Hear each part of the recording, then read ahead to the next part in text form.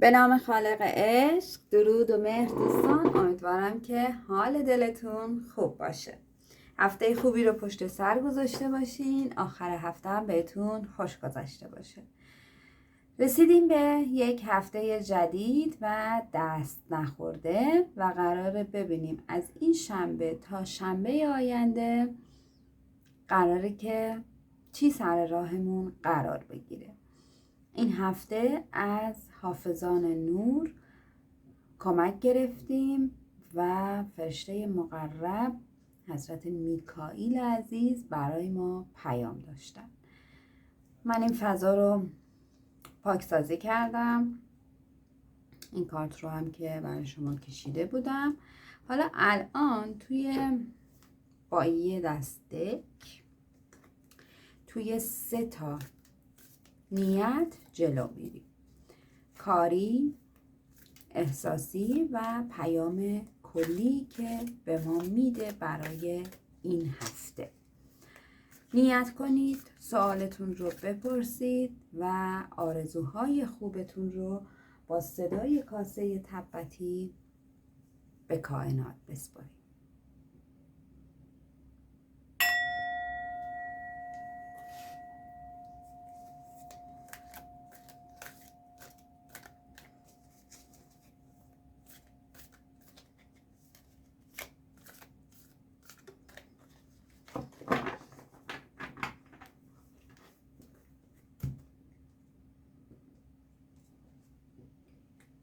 برای دسته کاری، این برای دسته احساسی و این هم برای دسته که پیام کلی به ما بده. خب بریم برای نیت کاری. ببینیم از لحاظ کاری، موقعیتی، اجتماعی، تحصیلی چه جوابی الان از دنیای ترات برای ما هستش.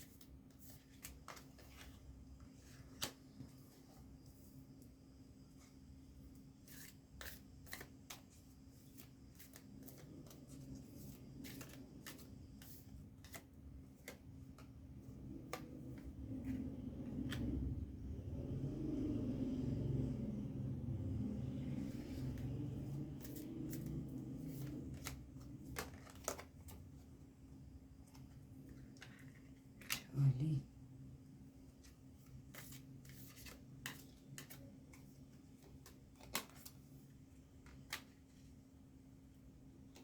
هفته بسیار شلوغ پلوغی رو در پیش داریم.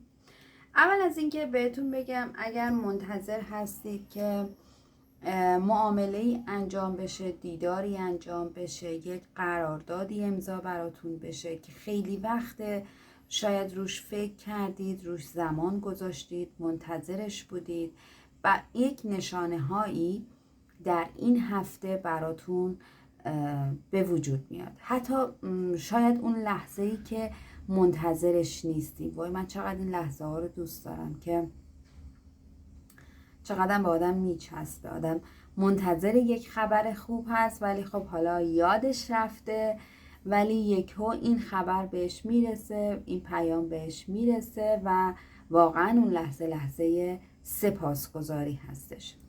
به هر حال این پیام به شما این هفته میرسه.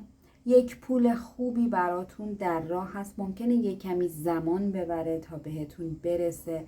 کاری دارید شروع میکنید، قراردادی دارید امضا میکنید، یک سرمایه گذاری دارید انجام میدید، با خانواده دارید یک کار تجاری رو شروع میکنید یا دارید استارت یک دوره جدید تحصیلی رو میزنید، کاری رو میزنید. خوشبین باشید بهش، به این تحصیلاتتون خیلی خیلی خوشبین باشید که در آینده براتون خیلی رونق خواهد داشت. به هر حال هر کار تجاری، اجتماعی، خانوادگی، مالی دارید انجام میدید، به خصوص اگر دارید استارتش رو میزنید، براتون بسیار بسیار فرصت خوبی خواهد بود. یه کاری هستش که شاید حدوداً حالا 1 سال، 9 ماه تا 1 سال زمان ببره تا به اون رشد و شکوفایی خودش برسه، اما قطعاً میرسه و قطعاً شما اون آینده ای رو که هی از این کار، تحصیل، موقعیت اجتماعی، جایی که استخدام شدید، آینده ای رو که دائما در ذهن خودتون تصور میکنید براتون محقق خواهد شد. ولی باید نسبت به مسیری که میرید، نسبت به کاری که انجام میدید پشت کار داشته باشید و حتی در ناامیدی ها، اون جاهایی که خسته میشید، دارید میبینید جواب نمیگیرید، اصلا عقب نکشید و واقعا این کارت اومده که به شما بگه که با خوشبینی به مسائل نگاه کنید. اگر اختلافی توی خانواده ها هست، اگر مشکلی هست، اگر مشکلات مالی، البته منظورمه، مشکلاتی هست براتون حل شدنی خواهد بود. حتی من میتونم به شما بگم که این تحصیلاتی که شاید شروع هم کردید، از ماه پیش شروع هم کردید، استارتش هم زدید، در آینده برای شما بسیار رفاه و آرامش خاطر رو خواهد داشت و لذت خواهید برد ازش. ولی فقط توصیهش این هستش که پشت کار داشته باشید و با خوشبینی پیش برید. اصلا اجازه ندید که انرژی های منفی روی شما تاثیر بذارن. هر جا که لازم شد با قدرت حرف بزنید، نظرتون رو بگید، سیاست مداری رو توی کارتون فراموش نکنید، احساسات رو کنار بذارید، با عقلتون تصمیم بگیرید. این مراحل اول خب یه کمی سخت هست که بخوایم پایه رو محکم کنیم، ولی خب هرچی که زمان میگذره و جلوتر میره، چون هی نتیجه مثبت کارمون رو میبینیم، خودمون هم پشت کارمون بیشتر میشه، هم میبینیم که تصمیماتی که از روی عقل گرفته میشه خیلی به کارمون میاد. حتی اینجا داره به شما این فرصت، این پیام رو میده که شاید خیلیاتون داشتید فکر میکردید که حالا من مدت هاست توی کاری هستم، مدت هاست که دارم یه تلاشی رو انجام میدم یا تازه شروع کردم، آخرش چی میشه؟ آخرش این هستش که شما هم به یک اعتبار خوبی میرسید، هم این که دیده میشید. اگر میخواین دیده بشید، اگر میخواین جا بیفته اون مسئله کاری براتون و قبول بشه و پذیرفته بشین که ازش به درآمد و رفاه برسید، براتون این اتفاق خواهد افتاد. شاید یکم زمان ببره، اما اصلا نگرانش نباشید. توی این هفته یک امضای قرارداد هم دارم براتون میبینم که بسیار بسیار خوشروزی و خوشیوم هستش. حضرت میکائیل داره میگه که فرشتگان با شما هستن. شاید احساس خستگی کنید یا احساس تنهایی کنید، درست توی همون لحظه ها یک قدم عقب بردارید و اجازه بدید که یک فضایی خالی بشه. اون وقت خواهید دید که تیم فرشتگان معجزات خودشون رو در زندگی شما جاری میکنن و راه حل ها رو برای شما نمایان میکنن. حضرت میکائیل داره میگه تو در امنیت هستی، فرشتگان در نزدیک تو هستن، نگرانی هایت را رها کن و اجازه وقوع معجزه رو بده. حتی با این پیام و این کارت ها من میتونم بگم که شاید شما یک ترس برای استارت زدن یک کار، درس، حرفه، تحصیل، درخواست، رو دارید اصلا نداشته باشید. روش برنامه ریزی کنید. برنامه ریزی خیلی مهمه و همچین که یه قدم به جلو بردارید میبینید که راه ها براتون باز میشه و به اون موفقیتی که میخواین میرسید و در مسیرش قرار میگیرید. بسیار هم عالی. فقط میتونم بگم الهی آمین. خب بریم برای دسته‌ای که گفتیم نیت احساسیه.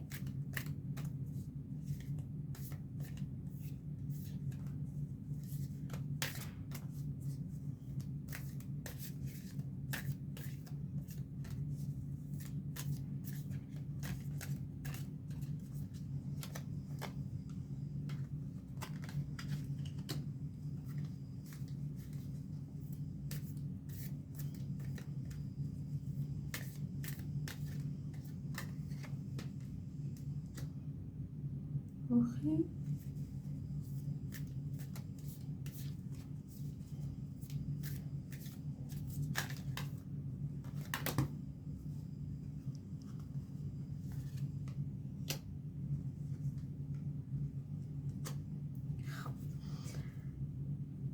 احساس نگرانی دارید. احساس میکنید که اصلا دنیا به بنبست خورده و دارم توی مسائل احساسیتون یک کمی چالش میبینم، گریه میبینم، نگرانی میبینم، انگار که یک قهری، جدایی، یک فاصله سردی بینتون اتفاق افتاده. اما از همه چی مهمتر اون انرژی منفی خودتون رو دارم میبینم که توی وجودتون هست. انگار که دلشوره دارید، انگار که ناراحت هستید و خیلیاتون هم دارید اگر که دور هستید و فاصله دارید به این مسئله فکر میکنید که خب الان رقیبی هست و سرش جای بنده و اصلا حواسش به من نیستش.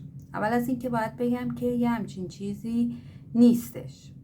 من اینجا رقیب نمیبینم. من اینجا فقط انرژی منفی حاکم بر رابطه رو میبینم که اون هم به خاطر در ویدیو قبلی هم بهتون گفتم که به خاطر حرکت راجعه سیاره ونوس که سیاره احساسات ما و زنانگی ما هستش، خب در حرکت راجعه خودش هست و این اتفاقات و این انرژی های منفی یک چیز طبیعی هست که الان در تمام دنیا داره اتفاق میفته و باید بتونید که خودتون رو رها کنید، یک کمی مثبت‌تر به مسئله نگاه کنید. اجازه ندید که این انرژی منفیه به شما غالب بشه. من رقیب نمیبینم، سرش رو هم جایی بند نمیبینم، ولی ذهنش رو دارم مشغول میبینم. ایشون هم طرف مقابلتون، ایشون هم داره ذهنش مشغول هست، مسائل کاری، درسی، مالی یک کمی باعث شده که اونو توی موقعیتی قرار بده که انگار باید بجنگه، انگار که باید خیلی تلاش کنه، باید خیلی فعالیت کنه و خب اینها همه یک کمی خستش کرده و این یه چیز طبیعیه. وقتی هر دو طرف خستن، یه نفر انرژی منفی داره که چرا به من توجه نمیکنه، یه نفرم که انقدر سرش شلوغ روزگار شده، خب وقت توجه کردن نداره. خب این انرژی منفی طبیعیه، ولی بهتر این هستش که چشمتون رو باز کنید، این انرژی رو از خودتون دور کنید. حتی دارم براتون میبینم که شما اگر دور هستید از هم، یک دیدار با هم دارید و یک دوره همی دوستانه دارید، ممکنه دوستان دوره هم جمع بشید و حتی اگر قهر هستید اونجا ببینینش. حتی این انرژی رو هم دارم میبینم. اما یه چیز مهمتری که دارم میبینم، خیلی هاتون به یک دودلی رسیدین، به یک سر دوراهی رسیدین برای اینکه یکم خسته اید از اینکه دائما باید یک مسائلی رو توضیح بدید، مسائلی رو بیان کنید، از حقتون دفاع کنید. دارم این خستگی رو تو وجودتون میبینم و حتی میبینم که به فکر این هستید که خب دیگه نمیکشم، دیگه باید تموم شه، دیگه حوصله‌شو ندارم، دیگه واقعا انرژی و کششش رو ندارم و به فکر این هستید که حتی بشینید صحبت کنید یا از دوستان و مشاورانی کمک بگیرید برای اینکه این رابطه رو تمومش کنید. عجله نکنید برای این کار. درسته که حق با شماست، درسته که خیلی زیاد زحمت کشیدین، هی پشت سر هم ایستادین و از حقتون دفاع کردین و توضیح دادین و حالا طرف شما یک آدم متعصبی هستش و همه اینا رو کاملا دارم انرژیش رو اینجا میگیرم و احساس میکنم. یعنی واقعا این احساس خستگی که حضرت میکائیل به ما گفت من دارم واقعا اینجا میبینم، ولی باز داره بهتون توصیه میکنه که یک قدم به عقب برید، یک کمی رو انرژی های خودتون کار کنید، رو خودتون، رو عزت نفستون، به خصوص رو عزت نفستون و علاقه به خودتون. ببینید یه چیزی که هست، ما توی رابطه ها انقدر انرژی میذاریم، انقدر زمان میذاریم، انقدر جلو میریم که دیگه یه وقتایی خودمون رو فراموش میکنیم و اینکه خودمون رو فراموش میکنیم و به خودمون احترام نمیگذاریم و خودمون رو دوست نداریم، حتی این حس، ما هم انرژی هستیم، ارتعاش هستیم دیگه، روی طرف مقابلمون هم تاثیر میذاره. یکم شما به خودتون برسید، یکم خودتون رو دوست داشته باشید، یکم عزت نفس داشته باشید. آفتاب آمد، دلیل آفتاب. خواهید دید که اصلا کلا تمام این مسائل براتون رفع میشه و اون معجزه‌ای که میخواین براتون اتفاق میفته. شاید نگران رابطه هستید که میمونه، میره، هست، چی میشه. اینجا داره به شما پیام میده که اصلا شما در امان هستید، نگران نباشید و اینجا هم داره میگه که ذهنتون رو پاک کنید. ذهن شما الان انقدر خاکستریه، انقدر از هم فاصله دارید و یک فضای مه گرفته‌ای هستش بین شما که اصلا اجازه نمیده واقعیت ها دیده بشه، به خاطر اینکه دائما توی تنش و جنجال و کشمکش هستید، حتی توی ذهن خودتون.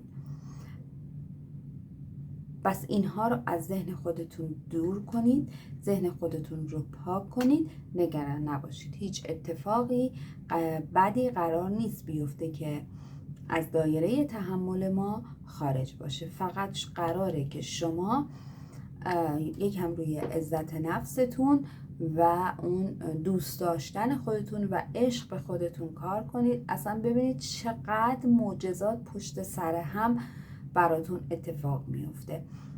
به خصوص گفتم با حرکت راجع سیاره ونوس این حس در خانم ها زیاد به وجود اومده. بس بیشتر روی این مسئله عزت نفس و حرمت نفس خودتون کار کنید. خواهید دید که این جنجال ها و این گرفتگی ذهن و مهی که توی ذهنتون هست براتون تموم میشه و انگار راه های جدید براتون باز میشه. الهی آمین. بریم برای پیام کلی این هفته.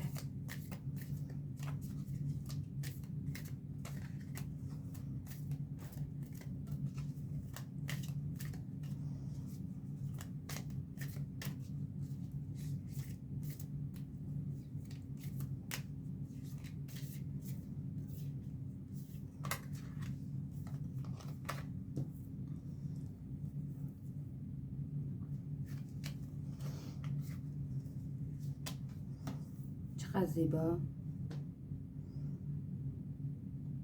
در پشت سر پیام قبلی فقط میتونم بگم که چه آقا هستید چه خانم هستید، اینجا داره به شما میگه که اصلا خودتون رو دست کم نگیرید. کاری که تا الان داشتید انجام میدادید، چه تو کاره، چه تو تحصیلتونه، چه توی اون استعدادی که دارید و میترسید نمایشش بدید، اصلا خودتون رو دست کم نگیرید و اجازه بدید که اون استعدادهاتون رو بیان، نمایانش کنید.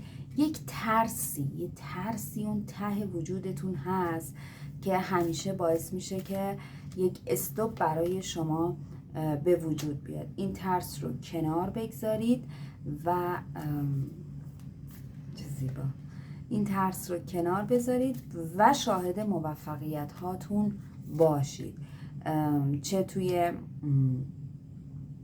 هر چی دیگه. این نیت کلی هست دیگه، هر نیتی که کردید خودتون براش برداشت کنید.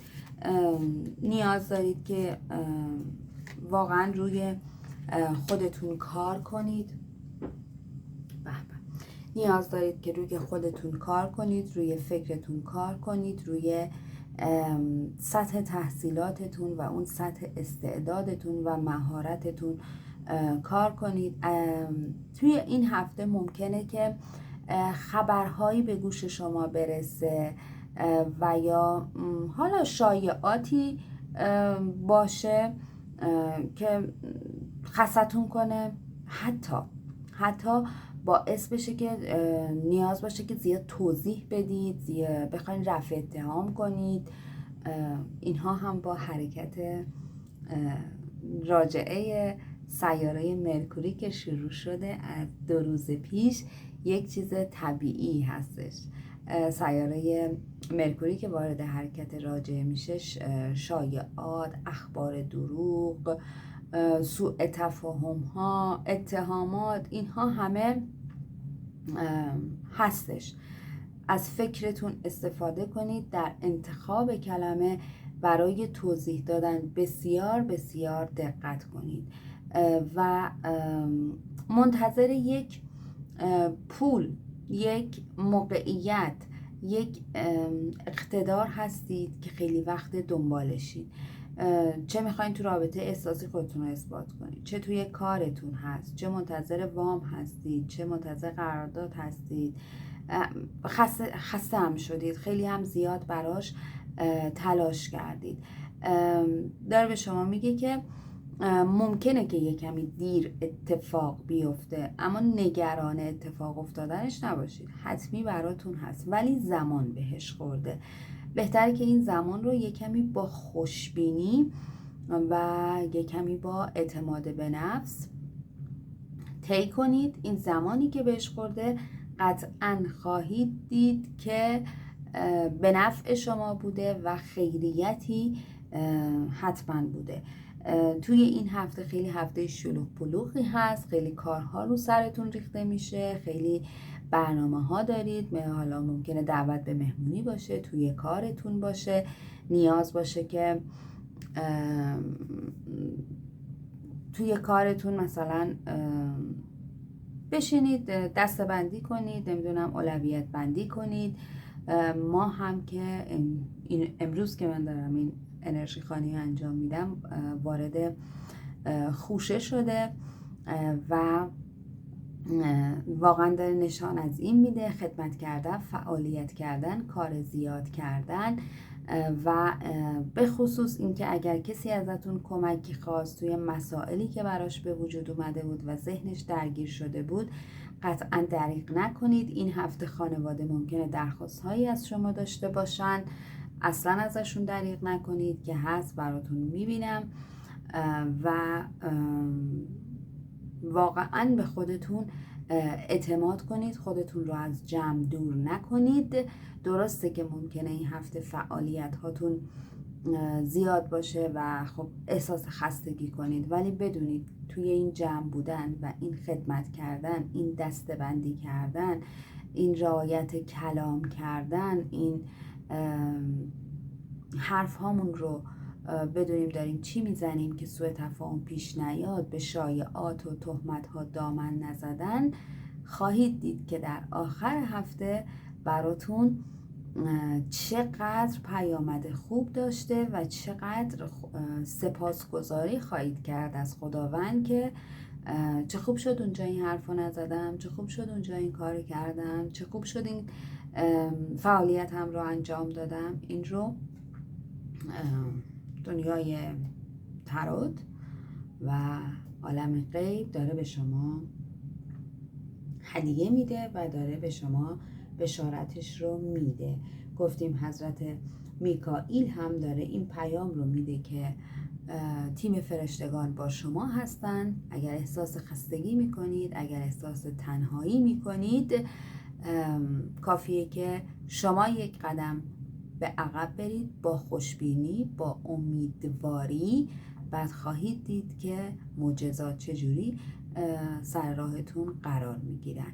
راه حل ها به ذهنتون میان و مشکلات براتون حل خواهد شد و یا راه حلش پیدا خواهد شد و انرژی های منفی از شما دور خواهد شد. اگر اخباری یا شایعه‌ای توی این هفته شنیدید، زیاد بهش دامن نزنید. دلم خواست این رو دوباره توصیهش رو به شما بگم، چون انرژیش رو خیلی زیاد دارم قوی میبینم. امیدوارم که جواب سوالاتون رو گرفته باشید. هر جا هستید سلامت و برقرار باشید. مراقب خودتون باشید. از شما فقط یه دونه تو دنیا هست. تا ویدیوی بعدی، خدا نگهدار.